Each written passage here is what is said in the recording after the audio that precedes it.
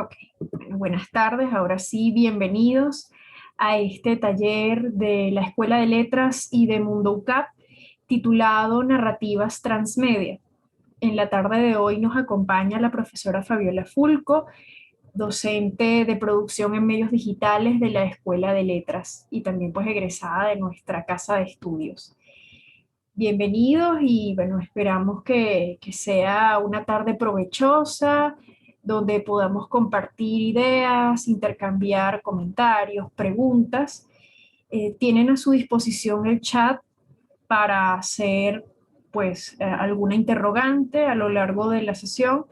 En principio, la profesora Fabiola hará una presentación y luego yo estaré acompañándola en la lectura de las preguntas y comentarios ya hacia el final de, de la actividad, ¿sí? Recuerden nuevamente para los que, y bueno, lo señalo para los que se acaban de incorporar, dejé un enlace en el chat. Ese enlace los va a remitir a una encuesta que deben llenar sobre el evento. Es necesario que llenen esa encuesta para obtener el certificado. Entonces, bueno, cualquier cosa, yo vuelvo a dejar más adelante el enlace por el chat. Bienvenidos, muchísimas gracias por participar con nosotros y bueno, gracias también a la profesora Fabiola por estar aquí en la tarde de hoy. No, bueno, yo más bien agradecida precisamente que se puedan unir, esperamos también que lo disfruten, que si tienen dudas no teman en preguntar ni comentar absolutamente nada, que estamos aquí a la disposición de todos. Pues yo voy a compartir la pantalla entonces, ¿te parece, Mar? ¿Sí? Bien. Ujú. Muy bien. Bueno, en principio, como ya les informó María, este es un pequeño taller que tiene que ver con lo que son las narrativas transmedia. Allí creo que escribieron por el chat. ¿Tú estás pendiente ahí de eso, no? Ok. Y no hay ningún Bueno, problema, estoy es, pendiente. tranquila. Bueno, este pequeño taller es más que todo una aproximación a lo que es el fenómeno de las narrativas transmedia. Em, Nosotros preparamos esencialmente 4 puntos, que es una aproximación, un acercamiento a lo que es la experiencia transmedia como tal, a qué nos referimos cuando utilizamos el término narrativas transmedia. Entender cómo las propuestas de storytelling y de interactividad, que son dos términos muy, muy importantes, cómo esas dos propuestas ayudan o alimentan a mejorar la experiencia transmedia. El tercer punto, que es el medio es el mensaje, comprender cómo las plataformas y los formatos determinan la manera como se va no solamente a transmitir, sino cómo se va a recibir y se va a entender el mensaje que nosotros queremos hacerle llegar a las personas. Y finalmente, 4 puntos esenciales, bueno, para poder aproximarnos y poder tratar de idear nuestro propio proyecto transmedia, ¿no? Bueno, el primer punto, como les comenté, hace referencia a la experiencia transmedia per se. Para nosotros entender este fenómeno, es importante saber que nos adentramos a un mundo, y un mundo que está compuesto esencialmente por historias. Historias repletas de infinitas posibilidades y múltiples universos. ¿Por qué? Porque si nosotros queremos definir de manera literal, utilizando acepciones de la Real Academia Española, lo que significa narrativa transmedia, primero comprendemos que el componente narrativo está en el hecho de poder contar, de poder narrar, de poder relatar una serie de sucesos, una serie de mensajes, una serie de ideas particular. Pero no lo vamos a comunicar, ni lo vamos a narrar, ni lo vamos a relatar de la manera más tradicional, sino que lo vamos a hacer a través de, y por eso es que se utiliza el término trans, a través de una cosa que nosotros entendemos como medio o plataforma o formato. Esa cosa, esa plataforma, ese medio me va a servir para yo lograr un determinado fin. Y mi fin, evidentemente, si es una narrativa, es hacerle llegar un mensaje específico, una historia específica al público que lo va a recibir. En el caso de las narrativas transmedia, es muy importante entender que el componente de las posibilidades infinitas y la multiplicidad de universos está en el hecho de que yo pueda utilizar cualquier tipo de medio. Lo maravilloso en medios digitales es precisamente que yo puedo tomar las diferentes herramientas y las diferentes iniciativas y los diferentes formatos que me otorga cada medio para poder alimentar y poder ir creciendo, haciendo crecer mi historia, hacérsele llegar a cada vez más personas. En este sentido, Bueno, nosotros entendemos que las narrativas transmedia son un despliegue de contenidos, es decir, crear varios contenidos, varias historias a través de diversos medios, que, bueno, en este caso estamos tratando los medios digitales esencialmente, pero, y lo veremos ahorita a continuación, no necesariamente tiene que ver con las cuestiones tecnológicas, ¿de acuerdo? Si yo, por ejemplo, les pongo en pantalla esta serie de logos, ¿cuántos de ustedes los conocen? ¿Les parecen conocidos? Y aquí, bueno, no sé si quieren comentar por el chat. De mi parte, yo conozco todos. ¿Los conoces todos? Sí, yo Ok, conozco todos. perfecto. Yo creo que, bueno, hay muy pocas personas que no conozcan todos los logos como tal. Y sin embargo, creo que no todos nosotros hemos consumido todas las piezas que componen cada uno de esos universos narrativos. Estos que están acá son proyectos transmedia. ¿Por qué son proyectos transmedia? Porque si nosotros analizamos Game of Thrones y Harry Potter, por ejemplo, ellos empezaron siendo textos literarios. Pasaron de los textos literarios a hacer películas. De las películas pasaron, no sé, a hacer audiolibros. De los audiolibros pasaron a hacer otra serie de cosas. Y sin embargo, nosotros, creo que no todos hemos hemos leído los libros y hemos visto las películas. Hay personas que habrán visto las películas y nunca en su vida habrán visto los libros. Yo sé de mucha gente que empezó a ver la serie de Game of Thrones y no tenía ni idea de que estaba basada en una serie de libros. Libros que incluso salieron en el 90, mucho antes de que se estrenara la serie.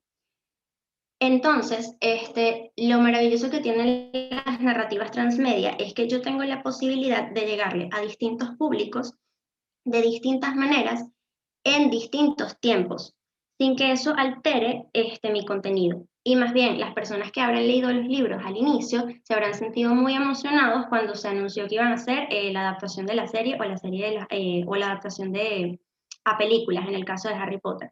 Las personas que habrán visto las películas y bueno, culminaron los 7 libros y las 7 películas, se habrán emocionado mucho más cuando se enteraron, bueno, de que J.K. Rowling seguía escribiendo libros que tenían que ver con el universo de Harry Potter. Tenemos el caso de Animales Fantásticos y dónde encontrarlos, por ejemplo, este, que hoy en día es una saga de películas independiente y sin embargo tiene piezas, tiene pequeños retazos en la historia que hacen alusión a personajes, a escenarios y elementos muy concretos que yo veo en las películas iniciales de Harry Potter. Lo mismo pasa con Marvel y pasa con Star Wars. Quizás las personas que están viendo Star Wars en la actualidad no habrán visto las películas más viejas. En el caso de Marvel, muy pocos, obviamente tiene un grupo de fanáticos muy consolidado, pero Marvel tiene una serie de superhéroes y una serie de películas que evidentemente están conectadas entre sí. Son películas que salieron en tiempos y años muy diferentes, pero que si la persona tiene suficiente detalle puede ordenar las películas. Por ejemplo, ver la primera de Iron Man y ver la primera de Spider-Man. Ver la primera, no sé, de Capitana Marvel y luego ver Civil War y así sucesivamente. Ordenarla de una manera cronológica en función de los acontecimientos que pasan dentro de las películas y no de los años en los que salió publicada. Otro de los elementos, aquí pregunta una persona que en orden cronológico no. ¿Qué pasa? Lo maravilloso de las narrativas transmedia es que precisamente tú puedes ver todas las piezas de la historia y ordenarlas a tu gusto y eso no te va a alterar o te va a dañar la experiencia de las historias. Tú puedes ver las 3 películas de Iron Man seguidas, chévere, y vivir con eso. Y sin embargo, en las películas de Iron Man hay ciertos elementos que me aluden a otras películas dentro del universo de Marvel. Yo puedo verlas en orden de acontecimientos, lo que pasa es que yo sinceramente no conozco el orden específico, pero sí sé que hay ciertas películas que no necesariamente están en orden, Iron Man 1, 2 y 3, y luego viene, no sé, Pantera Negra 1 y 2, y luego viene, no sé, Capitana Marvel, y luego viene Infinity War. De hecho, para ver Infinity War, tú tuviste que haber visto una serie de películas, y esas películas están ordenadas de una manera muy específica.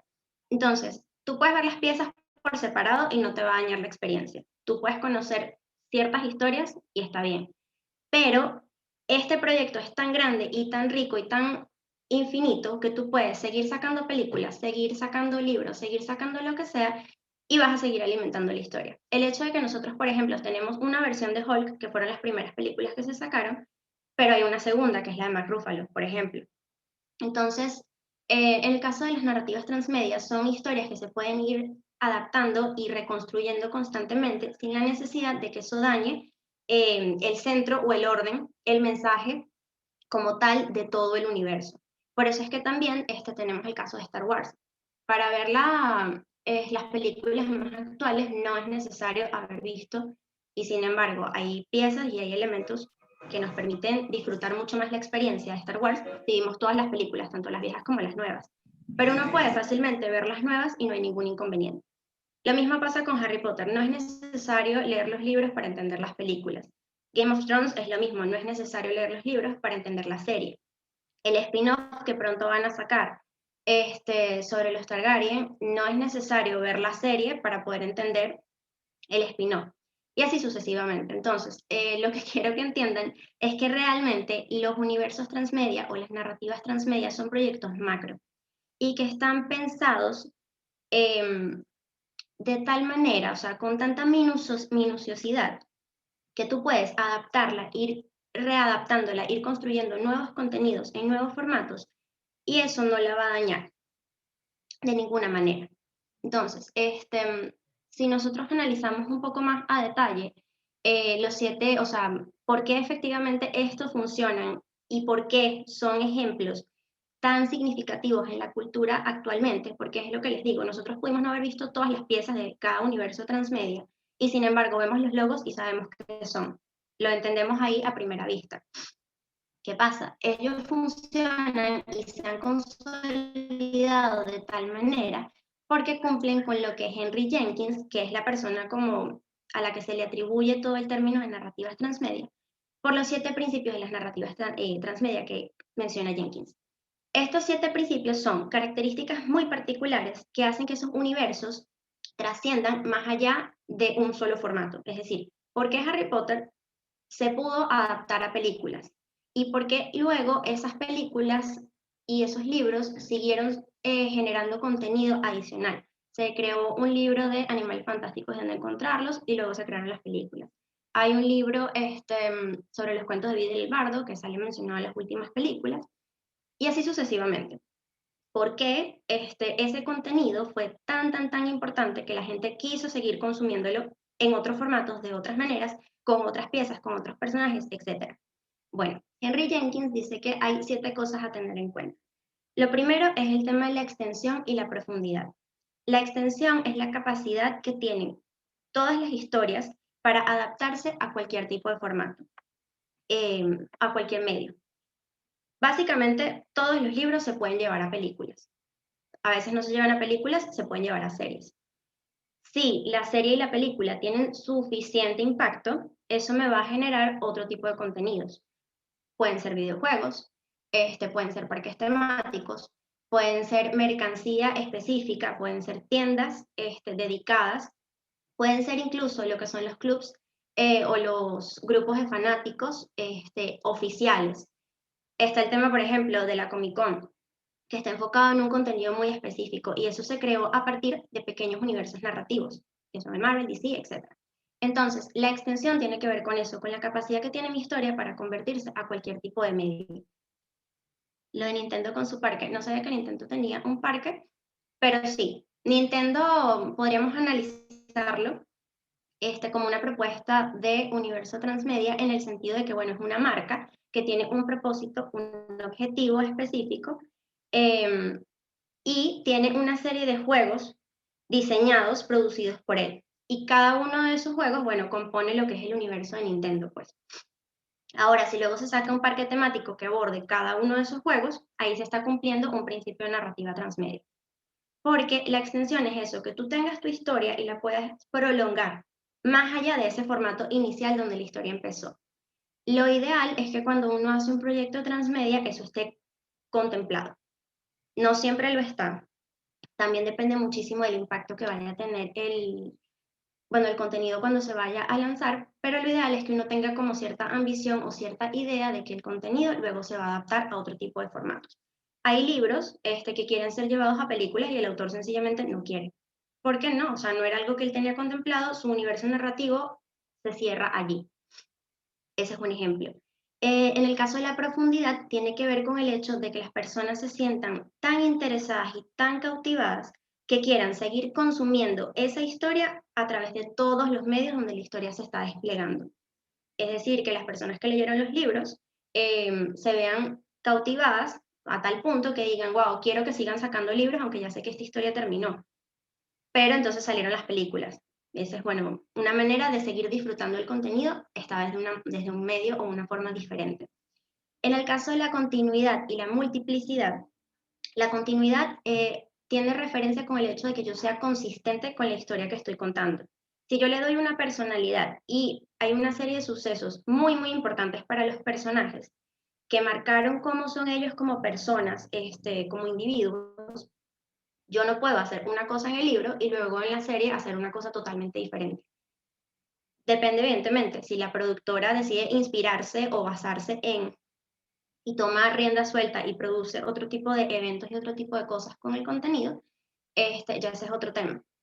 Pero lo ideal es que la historia siempre tenga una linealidad, una secuencia, y no haya ninguna adaptación o ningún esfuerzo que me rompa esa ilusión o esa línea narrativa que yo creé. Entonces, es tratar de ser consistentes con lo que estamos haciendo. Okay, hay películas que no se basan en los libros. Sí, eso lo podemos tomar como ejemplo para lo que se llama el rendimiento o el performance. Para allá voy ahorita. La idea es que tú seas consistente y le des confianza a las personas de que van a poder seguir disfrutando la historia, bueno, sin necesidad de sentirse traicionados, porque a lo mejor nosotros amamos muchísimo un personaje o disfrutamos determinadas cosas y luego lo hemos convertido en otro medio y nos decepciona. Y en este caso, o sea, cuando nosotros tratamos de crear narrativas transmedia y creamos proyectos así de grandes, donde la audiencia es tan importante, nosotros no podemos traicionarlos de alguna manera. La multiplicidad tiene que ver con el hecho de que la persona pueda acceder a la historia desde distintos puntos de vista. El hecho, por ejemplo, en el caso de Marvel y Game of Thrones, hay una historia particular. En el caso de Game of Thrones es, bueno, la lucha por el trono.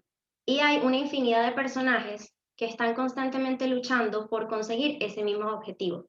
Esta es mi historia central, pero yo no voy a ver esa historia. Yo logro construir esa historia en la medida que voy captando la historia de Daenerys, que voy captando la historia de Arya, en la medida que voy captando la historia de Jon Snow, etcétera, etcétera, etcétera.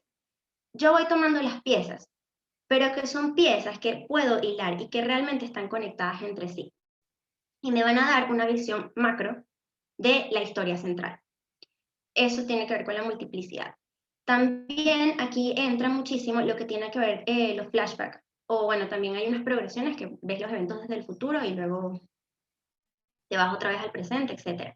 Hay películas que están construidas sin un orden temporal y te van poniendo como la fecha en, ¿cómo se dice?, en una esquinita. Entonces tú luego, bueno, las vas viendo sin orden cronológico y tú en tu cabeza tienes que ir hilando las piezas, pues.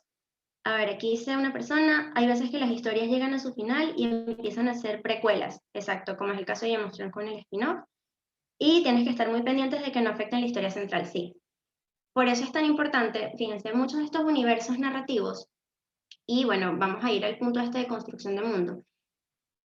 Cuando tú tratas de hacer una precuela, tú tienes que entender que puedes hacer una precuela porque tienes material para hacer precuelas. Tú puedes hacer una serie sobre los Targaryen, porque tú en Game of Thrones ya tú detallaste toda la historia de locura, de demencia y de sangre que hay en la historia familiar de los Targaryen, por ejemplo. Entonces tú te puedes agarrar de allí. Y sin embargo, nada de lo que tú hagas con ese material puede efectivamente afectar el contenido bueno, que ya existe, pues que es lo que existe como tal, el contenido central. Entonces, muchas de las precuelas o de las secuelas, evidentemente tienen que tomar en consideración la serie de secuencias y de eventos que hubo en la historia central o en la historia principal, porque si no, como les digo, caemos entonces en lo de la desconfianza y en lo del traicionar al público. Pero bueno, ahorita voy a eso con lo de la construcción de mundo también. En el caso de la inmersión y la extracción, cuando el público se siente tan cautivado e interesado por la historia, intenta, y por eso también es tan importante el tema de lo de la experiencia, no se trata solo de yo ver una historia Y que, bueno, sí, pasó esto, terminó así, chévere. No, se trata de que yo sentirme afectado, emocionado a tal punto que yo quiero vivir esa historia, vivir en ese mundo, o sea, ser parte de lo que está pasando. La inmersión tiene que ver con que la persona pueda meterse en ese mundo o en ese universo narrativo. ¿Cómo lo hace? A través de videojuegos. Hay muchísimos videojuegos que son adaptaciones de libros y de, ¿cómo se dice? Y de películas, incluso hasta de series, donde la persona tiene poder de elegir, bueno, por qué ruta se va a ir, por qué escenario va a transitar, qué cosas va a comprar con el dinero ficticio que hay en el juego, con qué personas va a hablar, no sé, una serie de eventos y cosas que él puede hacer dentro de ese universo. También está el tema de los parques temáticos. Los parques temáticos funcionan como un ejemplo de inmersión en el sentido de que es un universo narrativo. El parque temático de Harry Potter. Hogwarts, el callejón Diagon, todo eso existe dentro del universo de Harry Potter, pero a mí me lo trajeron al mundo real y yo puedo caminar por ahí y disfrutar todas las tiendas por las que los personajes transitaron. Esta es una manera de vivir el universo narrativo y de sentirse inmerso en él. Pero funciona también como ejemplo de extracción. ¿Por qué? Porque si yo voy al parque temático de Harry Potter y me voy a uno de los restaurantes que está allí, yo voy a comer exactamente lo mismo que le sirven en los banquetes, ¿cómo se dice?, de Hogwarts a Harry, Ron y Hermione, por ejemplo. Entonces, extracción es traer cosas de ese universo narrativo al mundo real para seguir generando contenido. Vuelvo con el ejemplo de Animales Fantásticos y dónde encontrarlos. Ahorita es una saga de películas. Sin embargo, eso empezó como un libro, es un libro pequeñito, que escribió también J.K. Rowling, y ese libro es un libro de teoría que está dentro de una de las asignaturas que ven Harry dentro de Hogwarts. Es un libro teórico, de cosas que no existen en el mundo real, pero existen en el mundo narrativo. Entonces, eso es una manera de extracción. Sé incluso que hay una tienda, pero no estoy segura en dónde, donde venden la cerveza específica que se toma en Los Simpsons.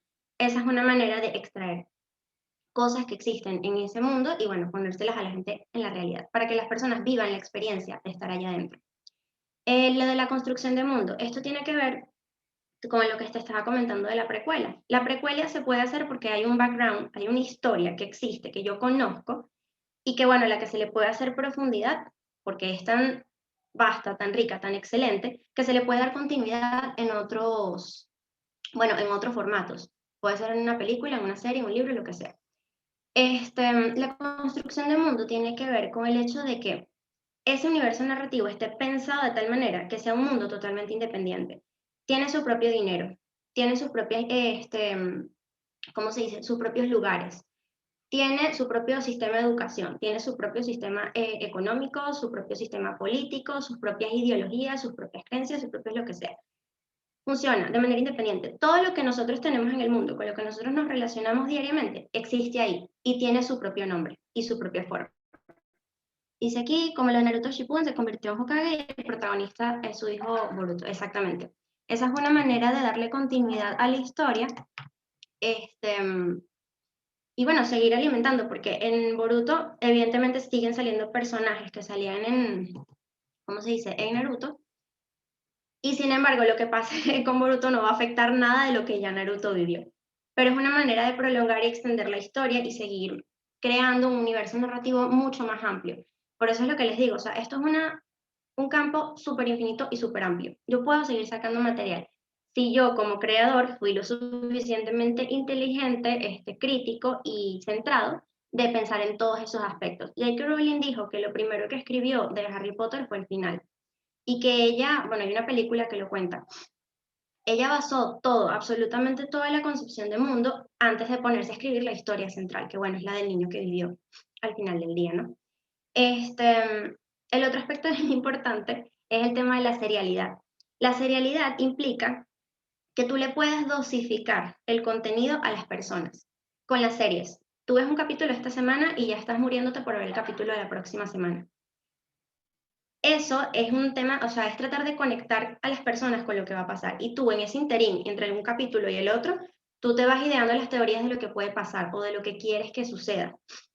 Entonces, esa es una manera también de involucrar a la audiencia. porque entonces luego van y comentan por las redes sociales, como pasó en el caso de Game of Thrones, cuando estrenaban capítulo, eso era una bomba por las redes sociales. Y la gente sacaba memes, y la gente hacía hilos de Twitter, y se hacían teorías, y se hacían videos, y se hacían, etc. Lo mismo con las finales. Entonces se trata de que tú puedas dosificarle el contenido a las personas, y las personas pueden irlo disfrutando en pequeñas cápsulas. Ya cuando está el proyecto macro, bueno, la persona se tiene que sentar, si es nuevo, a ver cada una de las piezas.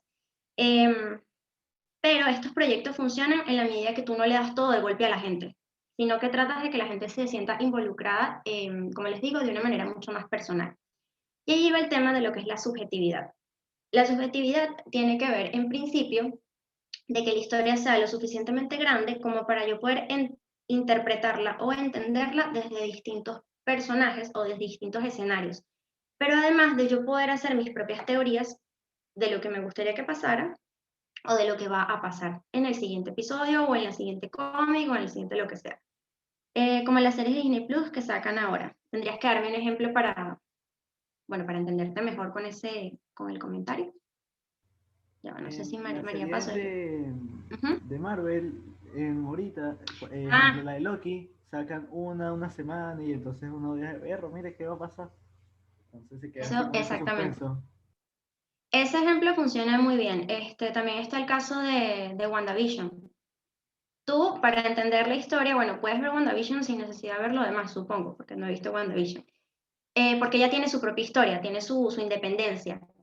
Sin embargo, ese contenido está relacionado con un universo mucho más grande, que es efectivamente el de Marvel, porque a Wanda le pasaron ciertas cosas para llegar a ese punto en WandaVision, y lo mismo pasa con Loki.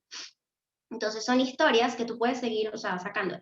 Miren, hay personajes, ya sea en libros, en películas o series, que a la gente le cautivan tanto, más que los centrales, que a juri porque sí, o sea, obviamente las productoras se aprovechan un poco de eso, y sacan contenido adicional, como es el caso de Loki, o sea, no hay persona en este mundo que no ame a Loki.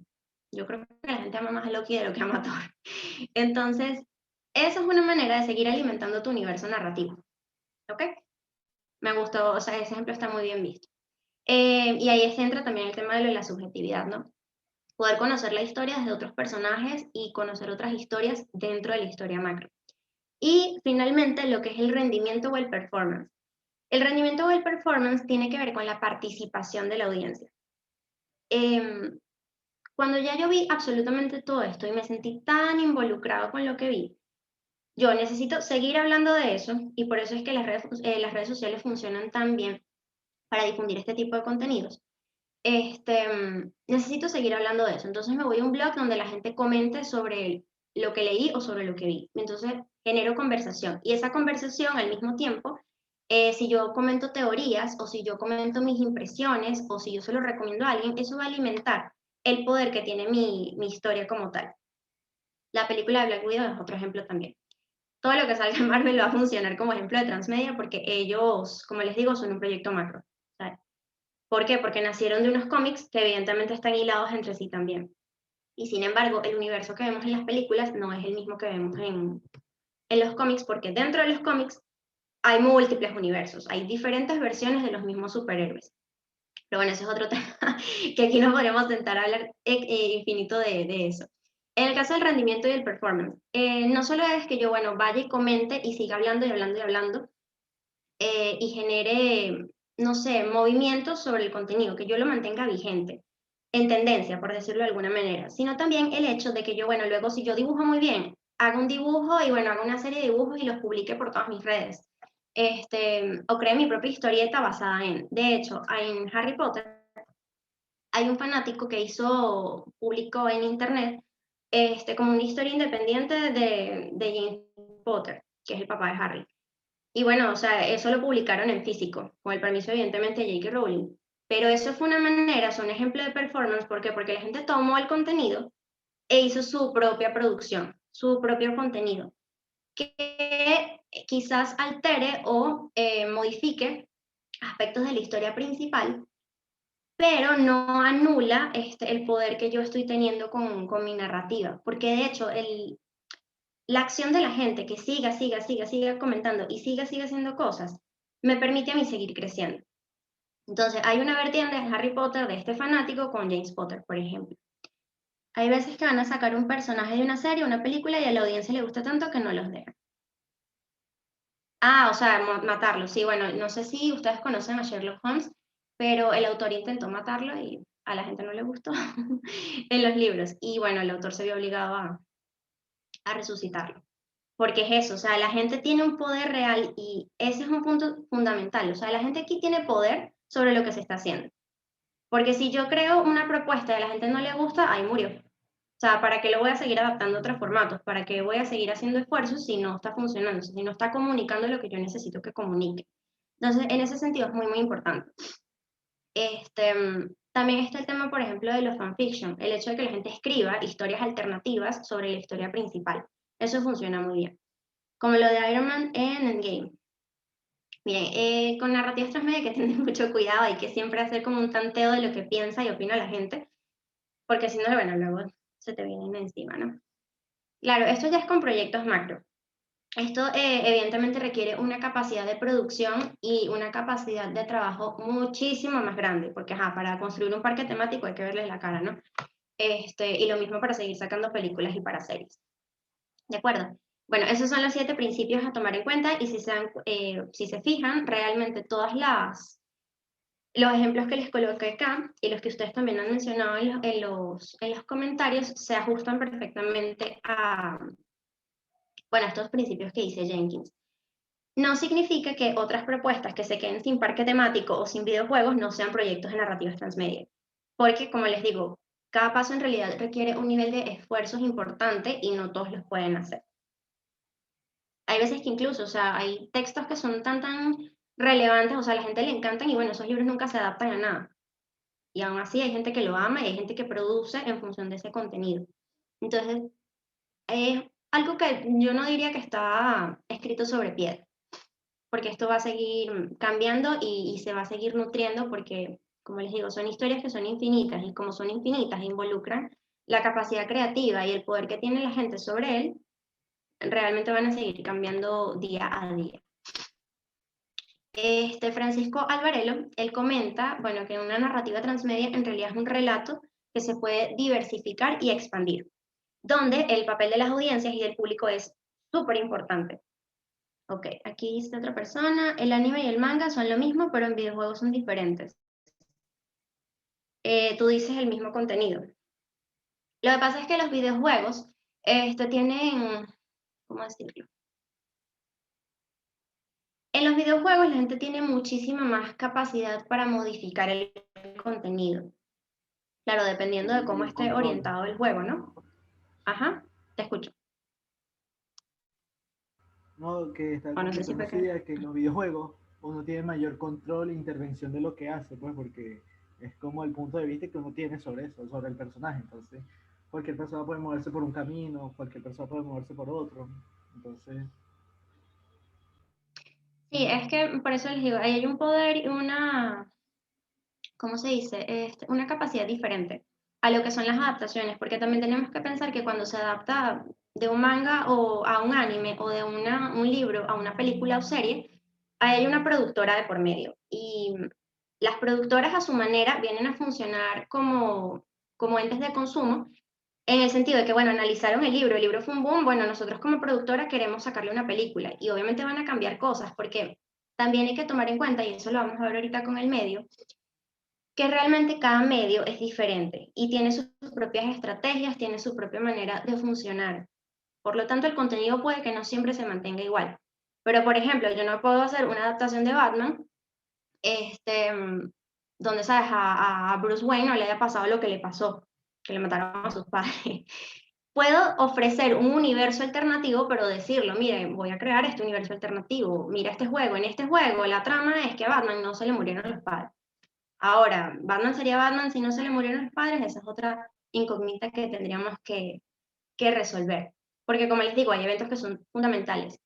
Y sin embargo, no limitan la capacidad que tengan ciertas productoras o ciertos entes que se encarguen de modificar o adaptar el contenido, y mucho menos lo que puedan hacer las personas con el contenido, porque yo puedo tener ciertas teorías de cómo va a salir una serie de eventos en una serie, y bueno, al final no pasa nada de eso porque yo me borré y yo pensé una cosa que no era. Este, y bueno, ellos en producción tienen su secuencia ya definida. Sin embargo, yo puedo seguir teniendo mis teorías, yo puedo seguir opinando y puedo, no sé, luego, si lo deseo, escribir para mí mi propia versión de cómo terminó X serie o X película. Porque yo me involucré, o sea, yo me siento realmente parte de esa historia y siento que tengo voz dentro de lo que está sucediendo allí. Por eso es que, o sea, las narrativas transmedia hoy en día son tan importantes y las vemos realmente en todos lados. Porque ahorita importa muchísimo el hecho de que tú le puedas dar carta suelta a las personas y ellas se sientan cómodas, se sientan capaces de expresarse dentro de, bueno, de cualquier universo, pues.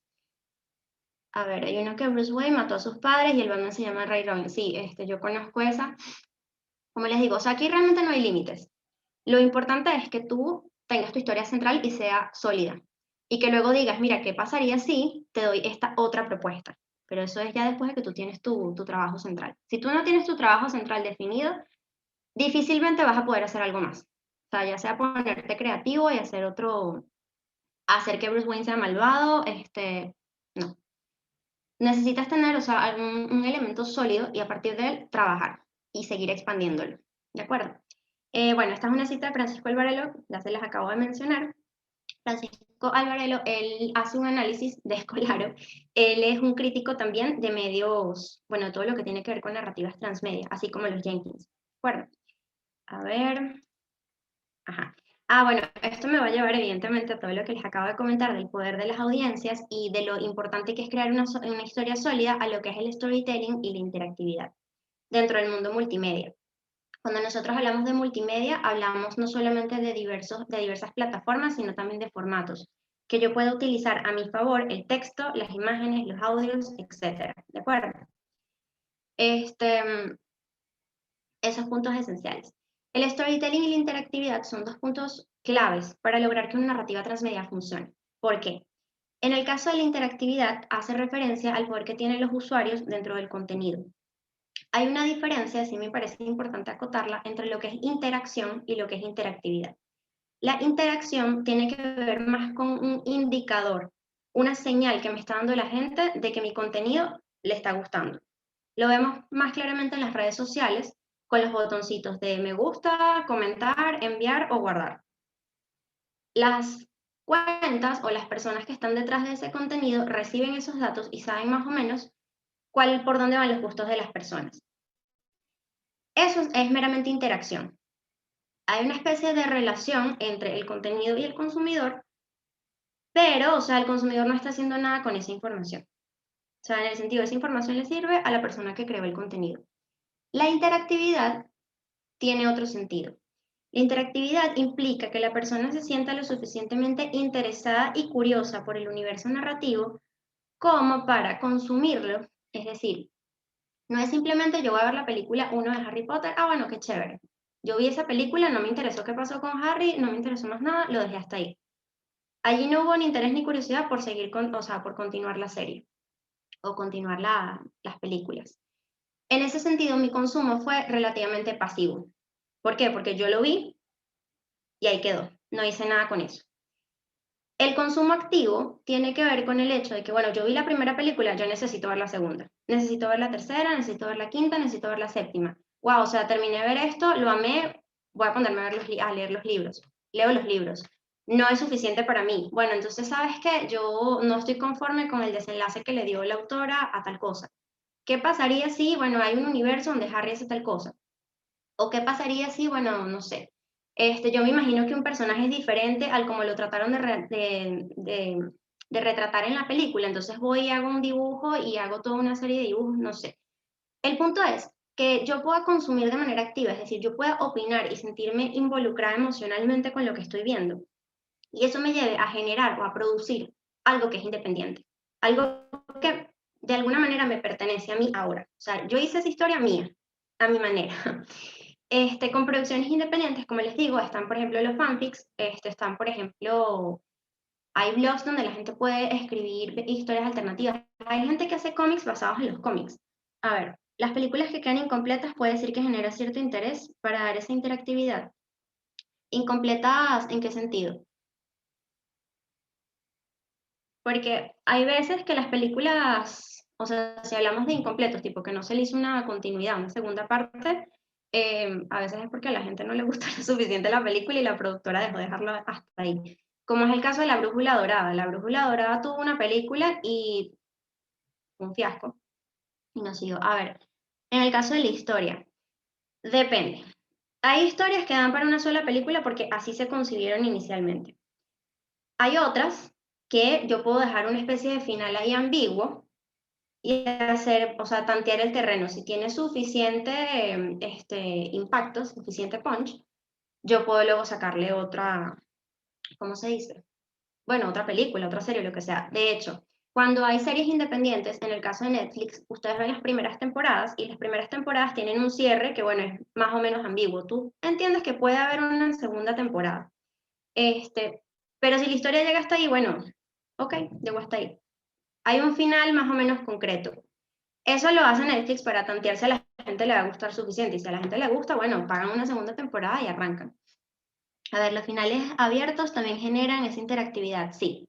Porque hay veces que tienes que esperar tanto para que la otra película salga que tú te vas creando tus teorías, haces tus videos. Hay gente en YouTube que hace videos de eso. A ver, he visto casos en los que dejan animes en una parte de la historia para que la gente vaya a leer el manga. Eso también funciona. Eso funciona para conectar los dos medios, conectar el contenido.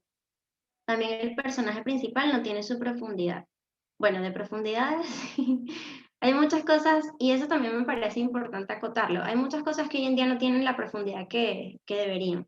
Y para crear un proyecto transmedia que realmente funcione, va mucho más allá de que hoy te dé la película y mañana te dé un libro. O sea, no se trata solo de eso. Y ahorita voy al tema del storytelling, que es tan importante en esto. A ver, que no sé si me perdí otro comentario. A ver, sí. Los Increíbles nos dejó esperando con su final abierto casi 15 años. Sí. Y sin embargo, tú puedes ver Los Increíbles y, o sea, la uno y bueno, quedó ahí, se quedó ahí y lo disfrutaste y puedes seguir viendo Los Increíbles mil y un veces. Pero, como fue una película que a la gente le gustó tanto y luego cuando sacaron la segunda, bueno, la gente se volvió loca.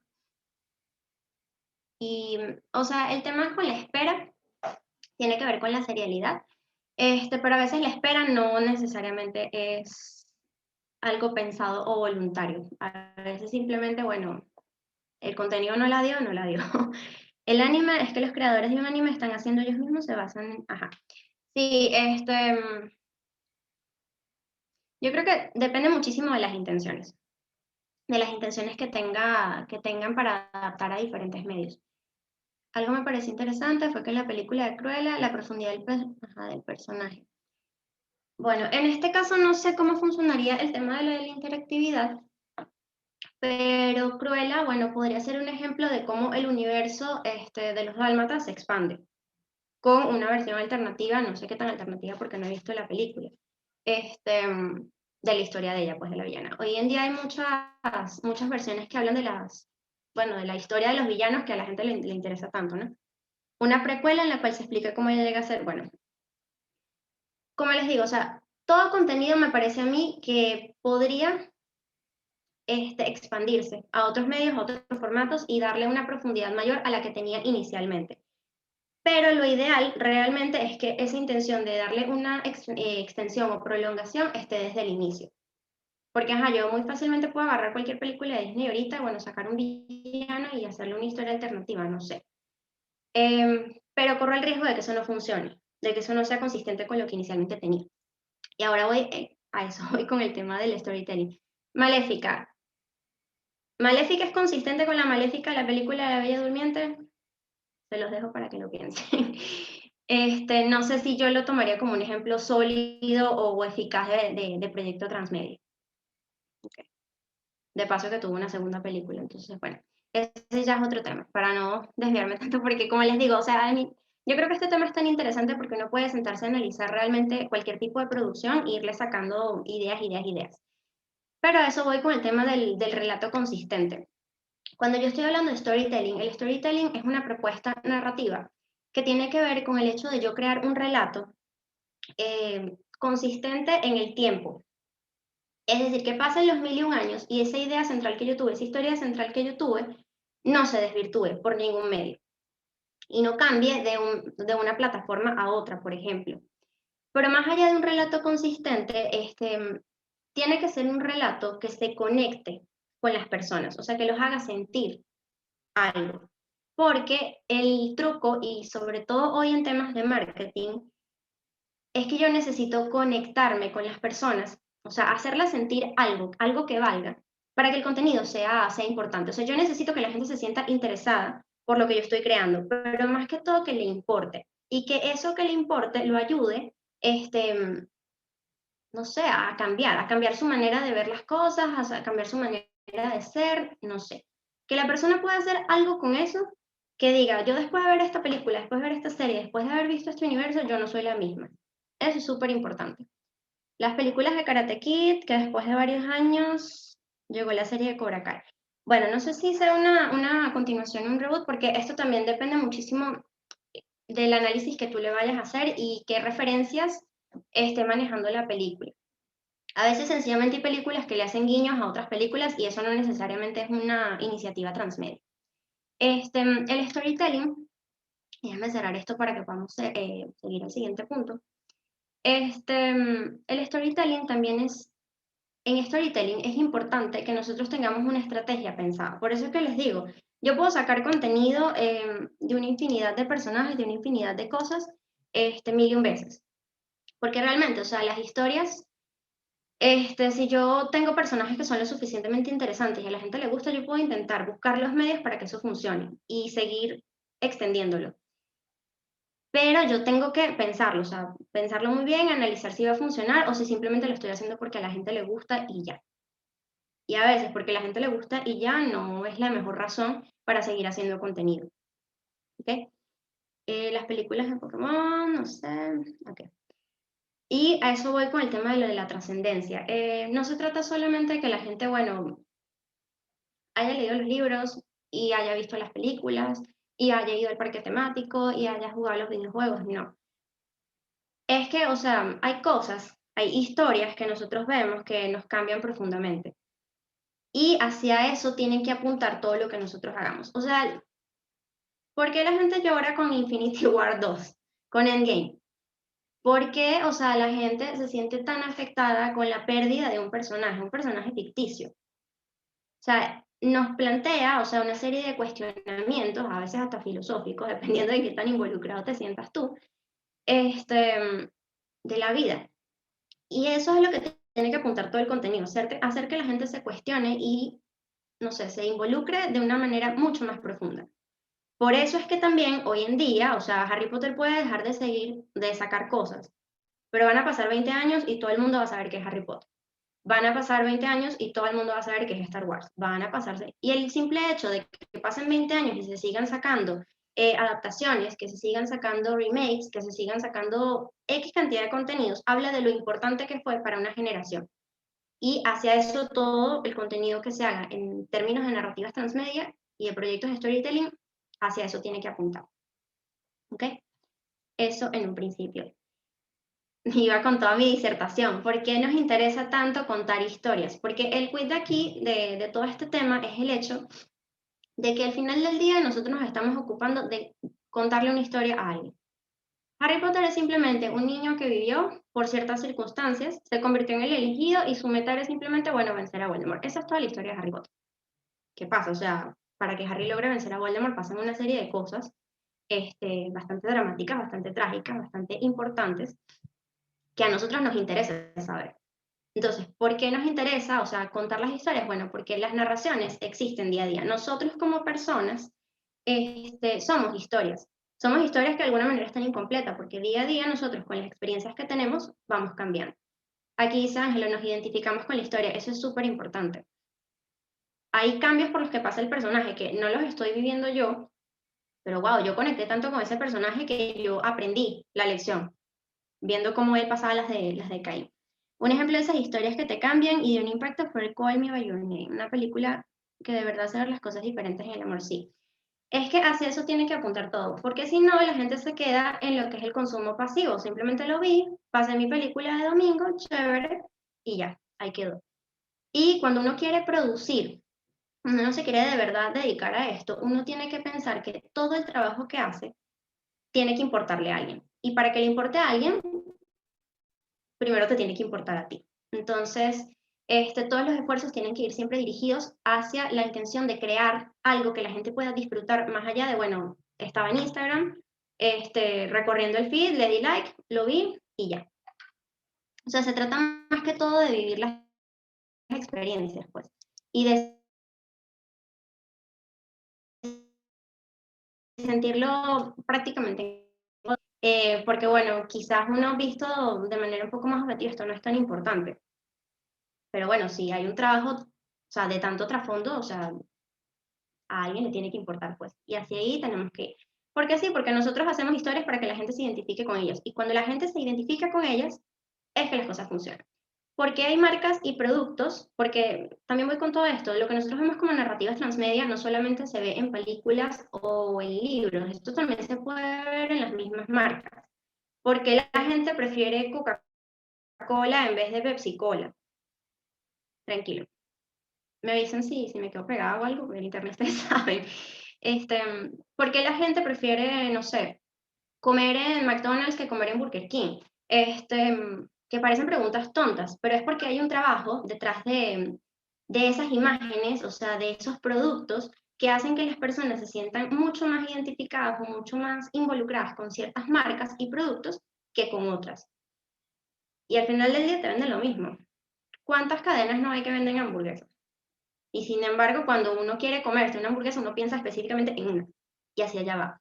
Las marcas también nos cuentan historias, porque las marcas al final del día, o sea, transmiten identidades con las que yo me puedo sentir identificado o no. Yo me puedo sentir más identificado con los valores de familia que me refleja Coca-Cola, que lo asocio yo con Navidad, con disfrutar y compartir con mi familia los domingos, que con Pepsi, que es pura, o sea, es música, festejo, mis amigos, lo que sea. Entonces, hay una diferencia de imagen y esa imagen también me está reflejando una historia como tal. Aquí dice Cristiano Ronaldo prefiere agua que una Coca-Cola, ya que es un deportista. Bueno, eso también depende, ahí es otro tema que tiene que ver más que todo con los gustos de las personas, ¿no? Quizás en los valores, la identidad o los gustos, la individualidad que tiene Cristiano Ronaldo no se acopla de ninguna manera con lo que trata de vender Coca-Cola. El propósito de Coca-Cola no es solamente venderte refrescos. Coca-Cola, o sea, si ustedes buscan en Google cuál es la misión y la visión de Coca-Cola, dice refrescar los momentos, unir a las familias. Ese es el propósito que ellos tienen como empresa. Y además Coca-Cola no solamente saca refresco, porque se ha convertido en una imagen tan importante, hoy en día tiene mercancía propia. Tiene incluso tiendas alusivas a, o sea, tiendas temáticas. Entonces, como les digo, esto es una cuestión macro. O sea, lo más pequeño, el mínimo detalle que ustedes vean, ya sea en redes sociales, en lo que sea, si no les genera algo, si no conecta con ustedes, no, o sea, o ustedes no están en el target o simplemente no está haciendo bien su trabajo. Y ahí ese es todo el centro bueno, de este trabajo. En el caso del medio es el mensaje, que este ya es el tema 3. Siento que se me consumió la hora, Marín, avísame si hay que cortar. Voy a tratar de ir rapidito. En el caso del medio es el mensaje. Cuando nosotros referimos a este término, es que cada vez que nosotros usamos una plataforma para comunicar nuestra historia o reflejar un relato, nosotros tenemos que pensar que cada medio tiene sus propias herramientas. Como les dije hace un rato, o sea, no es lo mismo hacer una serie que hacer una película. ¿Por qué? Porque tienen unos formatos específicos. Eso va a condicionar de manera directa cómo yo le voy a comunicar el mensaje a las personas. Y por eso es que es tan importante que yo, antes de lanzarme a decidir cuál es el medio que voy a utilizar, bueno, entender específicamente cuáles son mis intenciones con el contenido que yo estoy creando. Hay 3 aspectos fundamentales aquí. En el caso del estilo, cuando hablamos de estilo, hablamos de aspectos visuales, textuales y de audio también, ¿no? Cualquier tipo de formato. Nosotros cuando hacemos producción de contenido, hay como 3 puntos claves. Lo primero, que tú siempre quieres informarle a la gente. Esta es mi historia, este es mi producto, esta es mi marca. Tú necesitas que la gente sepa quién eres para poder darle algo más. Lo segundo es el tema del persuadir. ¿Por qué a la gente le interesa la historia que yo estoy contando? Tu razón siempre tiene que ser que le vas a cambiar la vida a alguien. Por las razones que ya les mencioné. Y finalmente entenderlo, o sea, hacer que la gente, o sea, pueda hacer de esa historia o ese producto algo de su propia vida, su propia experiencia. Vivirlo en carne propia, como ya les he comentado. Identificarse, como dijeron acá en los comentarios. Eso tiene que ver con el estilo. Entonces, evidentemente, o sea, con el estilo y la intención, que es a lo que voy acá. Dependiendo de cuál sea mi propósito, yo tengo que definir cuál va a ser mi ruta a seguir. Yo tengo que pasar por una primera fase que sea, bueno, yo necesito informarle a la gente que esto existe. Por eso es que cuando va a salir contenido se hacen trailers, se hacen eventos donde, bueno, se presenta, no sé, el libro y se presenta el autor, por ejemplo. Esto es todo temas de marketing, efectivamente. Pero es importante al momento de conseguir el contenido porque, como les digo, todos estos son piezas de un proceso que uno tiene que tomar en cuenta para poder hacer un buen trabajo. Porque si uno se queda con lo mínimo, pierde o no tiene como que suficiente perspectiva para hacer el trabajo como se debe. Decía yo que la intención, y en el caso del estilo, yo necesito decirle a las personas, hey, existo. Por eso es que antes de, o sea, cuando se va a sacar una serie o cuando se va a sacar un libro, se hace una pequeña presentación. Puede ser en forma de tráiler. Hoy en día se utilizan mucho las redes sociales para hacer otro tipo de lanzamientos. No sé si ustedes han visto el caso de Gossip Girl, que va a volver a salir. Me parece que no es un remake. Pero para el lanzamiento, ellos lo que hicieron en vez de un tráiler convencional es que hicieron cápsulas de video, hicieron pequeñas presentaciones y las han estado publicando en las redes sociales de la nueva serie. Y las redes de la nueva serie no te dicen, mira, va a salir la serie nueva, no.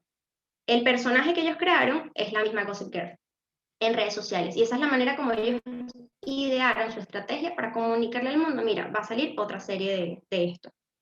Netflix lo tiene cuando hace entrevistas o hace pequeñas cápsulas de video también en las redes sociales, ¿no? O cuando te la ponen en la pantalla de home, para que jure porque sí veas el tráiler de lo nuevo que se viene. Entonces, tu primera intención evidentemente es que la gente te conozca. Lo segundo es persuadirlas, o sea, convencerlas de que se conecten contigo. Está también el caso de Riverdale. Y creo que la serie de Élite también está sacando ahorita pequeñas historias aparte. Esos también son ejemplos de transmedia, a pesar de que no cumplen con los 7 principios al pie de la letra, pero podríamos analizarlos como ejemplos de proyectos transmedia, ¿no? Tiene que haber un factor de persuasión, o sea, hacer que las personas se conecten con la historia y se interesen por ver lo que va a venir después.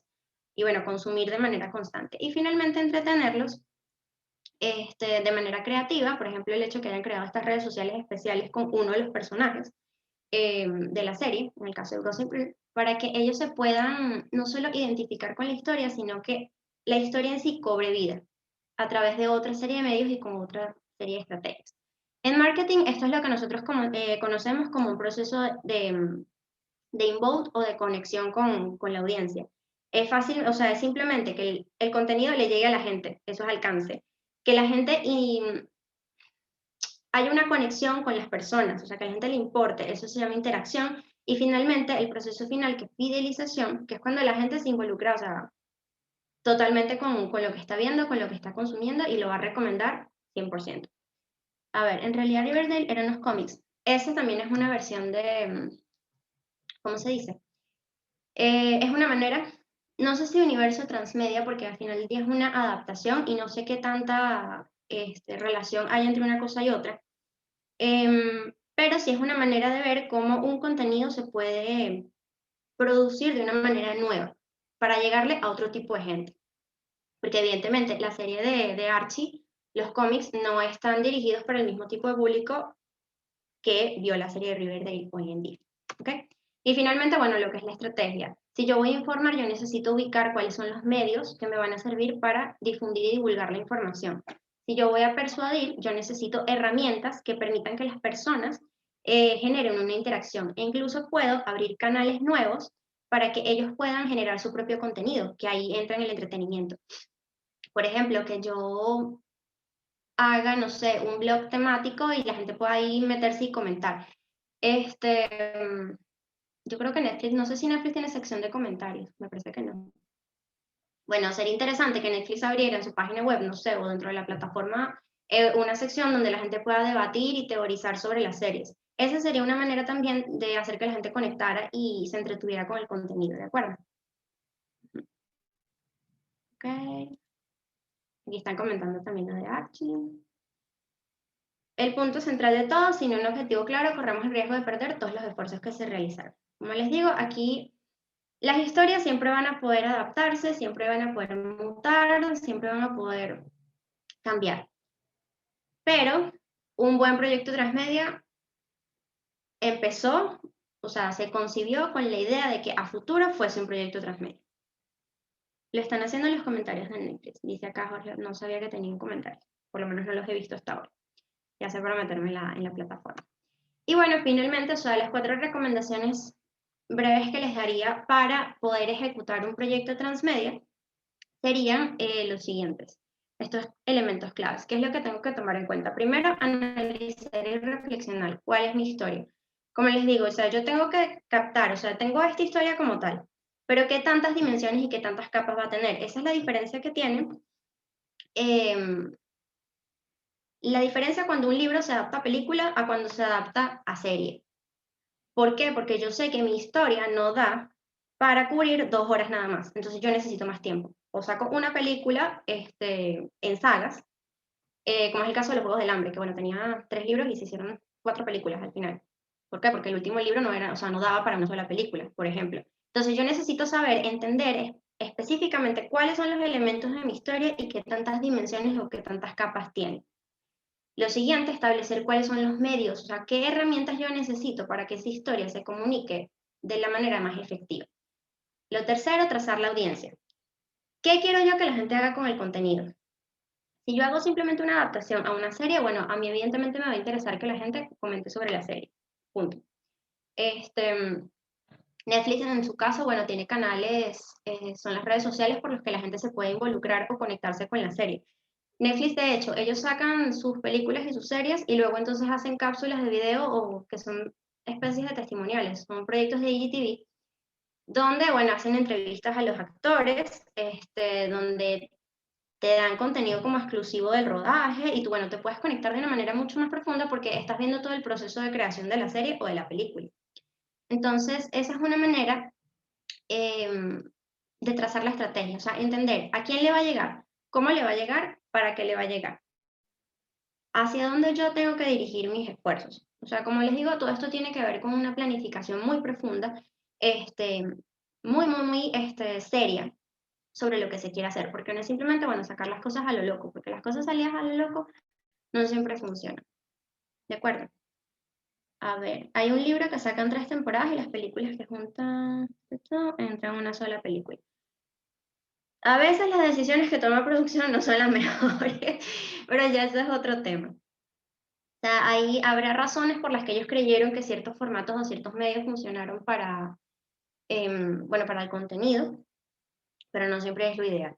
Y bueno, finalmente, asesorarse, o sea, tener un equipo de trabajo que esté dedicado, porque si tú quieres hacer una serie, evidentemente necesitas un productor, necesitas un guionista, necesitas gente de cámaras, necesitas, no sé, una infinidad de personas, porque en películas y series trabajan 200.000 personas. Incluso para hacer un libro, ¿cuánto asesoramiento necesitas? Para hacer un videojuego ni se diga. A ver, ahí entraría el detrás de escenas, como una forma de involucrar a la audiencia, sí. Sí, 100%, porque es también crear contenido que no necesariamente refleja la historia, pero que habla del proceso de producción. Eso se está usando muchísimo. Hay marcas, sobre todo de maquillaje, que están sacando contenido que tiene que ver con mostrar cómo se creó el producto. No ponerte el producto de frente, sino, ay, mira, así creamos este, así fue todo el proceso. Y la gente se siente mucho más conectada con las marcas que se humanizan, pues. A ver, una forma de involucrar. Si es animada, es necesario diseño de personajes, animador, exacto. En los videojuegos, ok.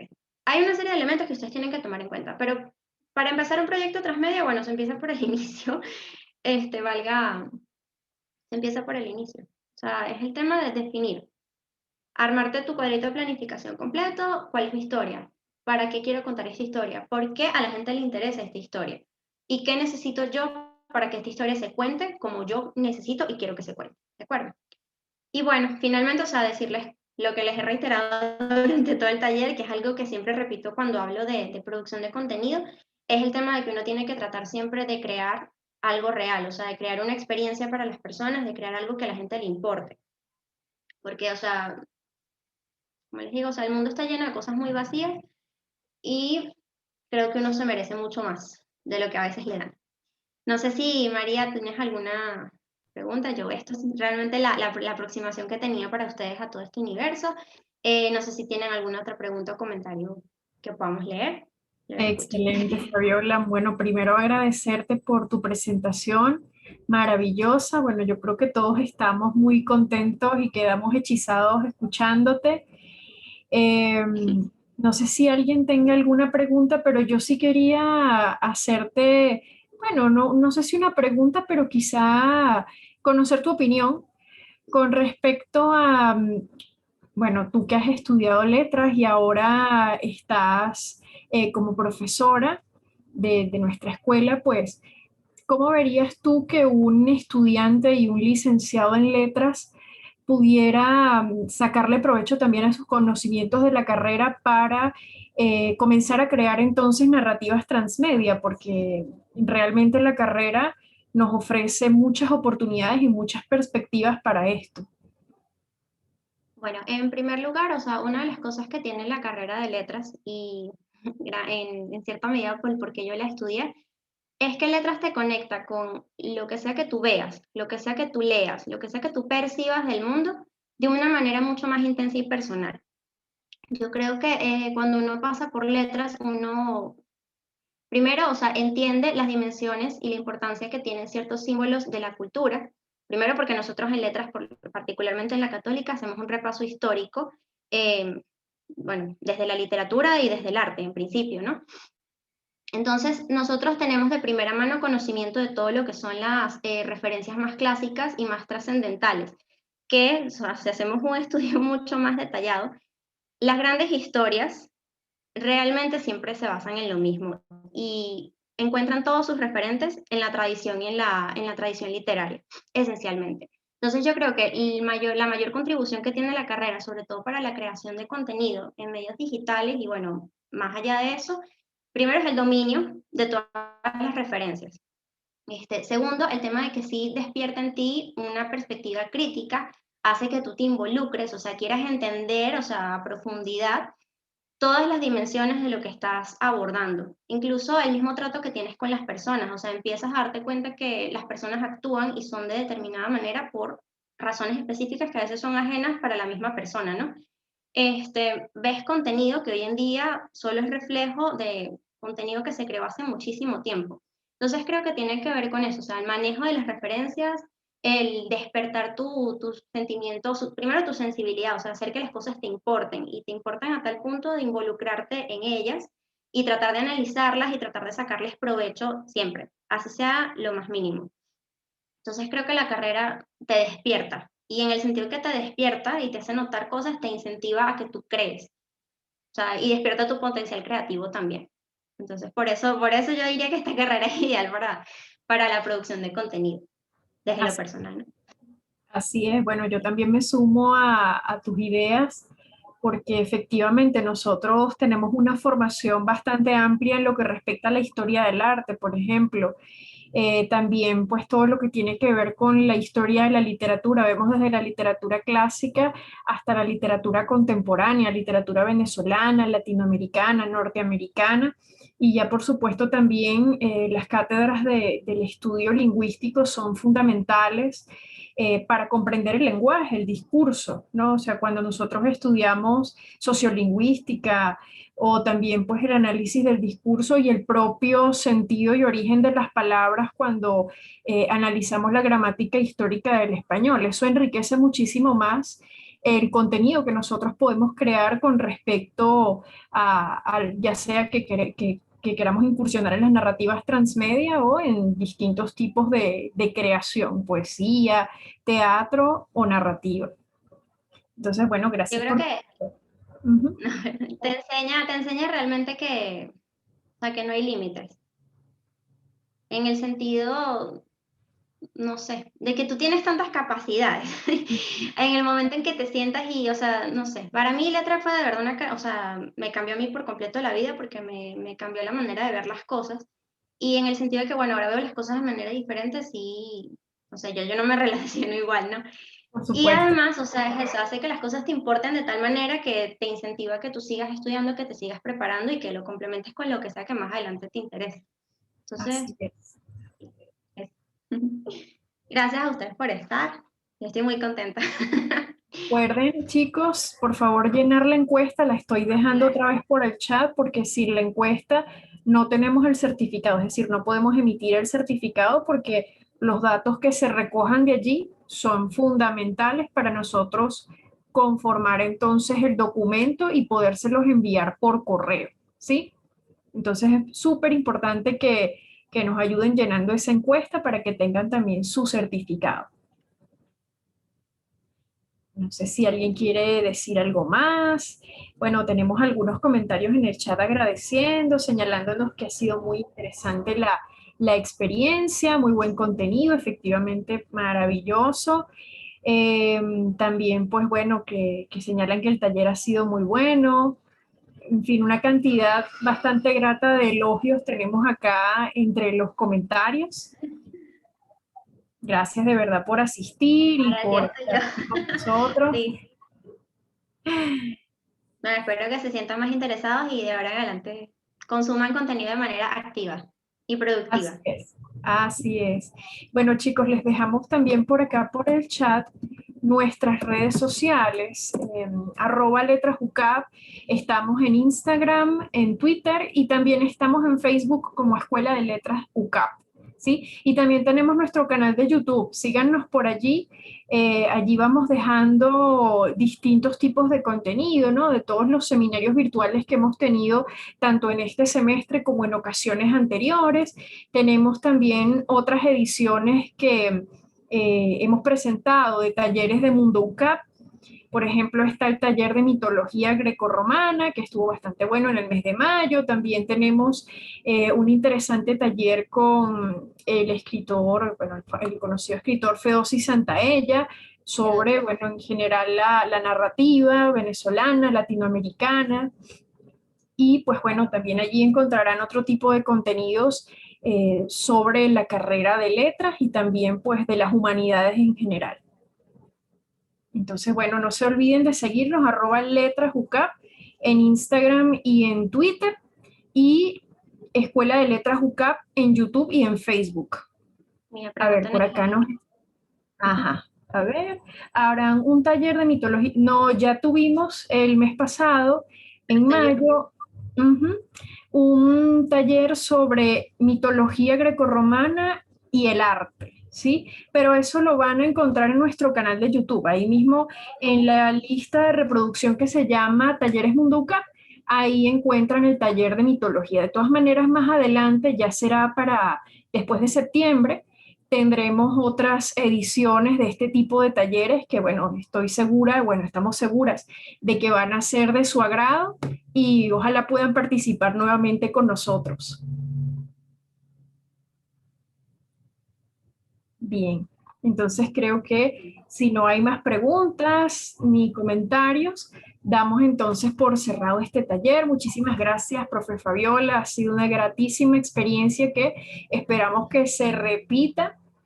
Y también gracias a todos ustedes por conectarse, por participar. Ha sido una grata experiencia también por sus comentarios, por sus preguntas. Y esperamos encontrarlos tanto en nuestras redes sociales como en próximos eventos que tendremos en los próximos meses. ¿Sí? Un abrazo para todos, se cuidan. Ok, un saludo, muchísimas gracias. Feliz A día. ustedes. Feliz día. Recuerden llenar la encuesta. Sí, sí. Gracias. Comentarios muy positivos. Excelente, gracias, gracias. Aquí la dejo de nuevo por si acaso. Muy bien. Bueno, vamos cerrando entonces. Gracias, Fabiola. Un abrazo muy grande. Gracias a ti, María. Bye. Chao.